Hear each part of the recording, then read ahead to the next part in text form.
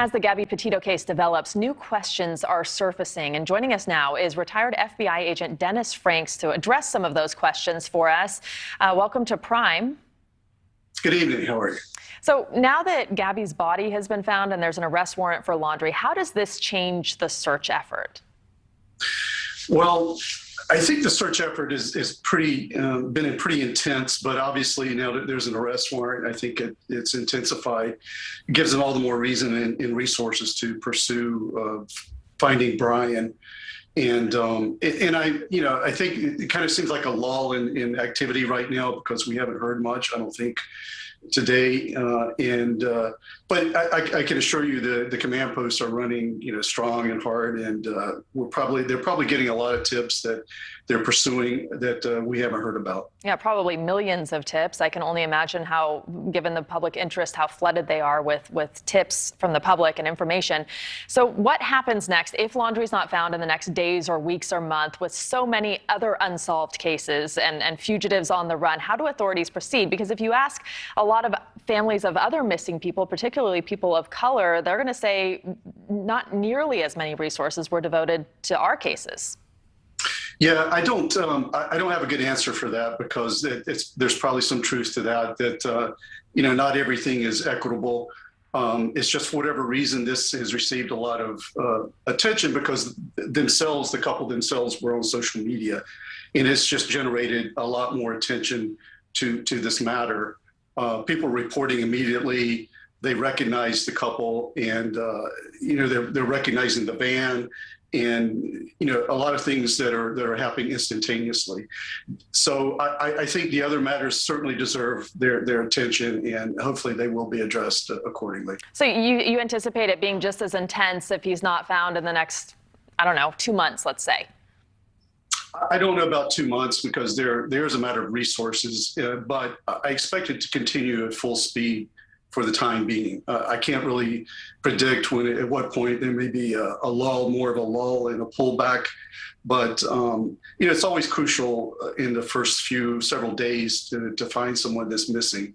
Yeah. So the public obviously seems to have decided that Laundrie's parents helped him, that they're also guilty, but they haven't been charged with anything. And there is that statute in Florida that protects relatives of a felon from being charged as accessories. Do you anticipate his parents being charged? And do you think the pressure is building the longer Laundrie is missing?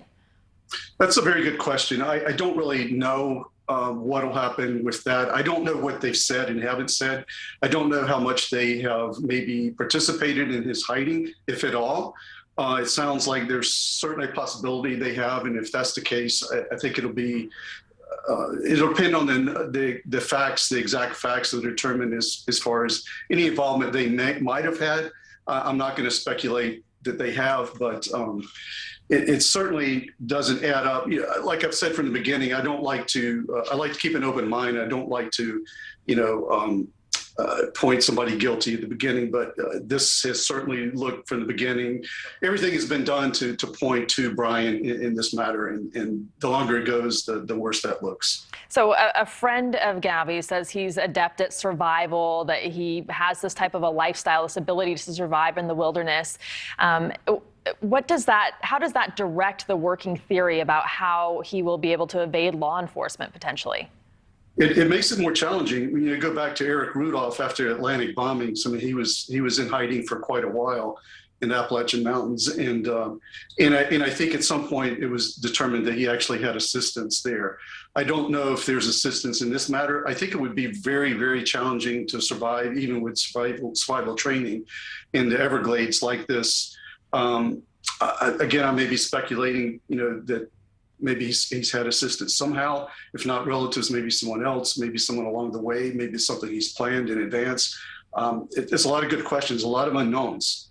Yeah, and I'm not expecting you to speculate, but you have this unique perspective. And a Florida lawyer has now put a $20,000 bounty on Laundrie. Does this type of involvement from the public help or hurt the case for investigators when they get involved like this? Yeah, to some extent there may be some interference, but with social media itself, there are positives and negatives because there are probably thousands of leads coming in every minute, every hour almost.